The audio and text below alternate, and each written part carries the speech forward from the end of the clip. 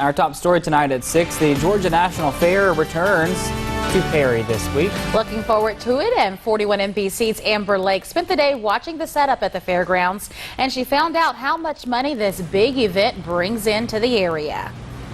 Well, close to 500,000 people came out to the fair last year, and from that revenue, $5 million actually goes back into the state from sales tax.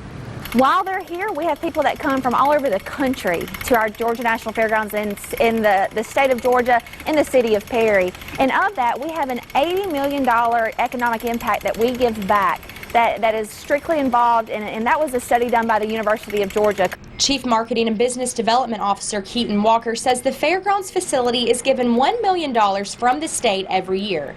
With that money, the fairground hires businesses to help with day-to-day activities at the facility. When you're here on grounds, you'll see people from all over the state, but then specifically Perry, they give a lot of time with all of their law enforcement that comes out here. There are elected officials that come out and lend a helping hand.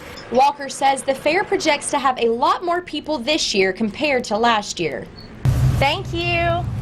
Every ticket purchased is a huge economic impact, not only in the state, but in most of Middle Georgia too. Into our restaurants, downtown Perry, get gas.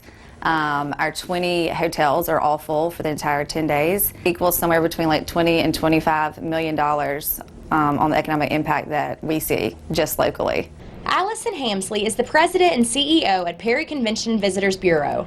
She says the fair brings in tourists and visitors who may not come through Perry normally. So the financial part of it is that we then in turn can use that money, turn it around and use it for tourist development, enhancements around the city and that sort of thing. Hamsley says around 200,000 people visit the fair each day it's open.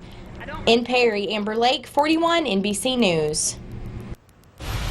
The fair begins Thursday. Gates open at 3 p.m. and the fair runs through October 13th, and there will be an opening ceremony with Governor Brian Kemp.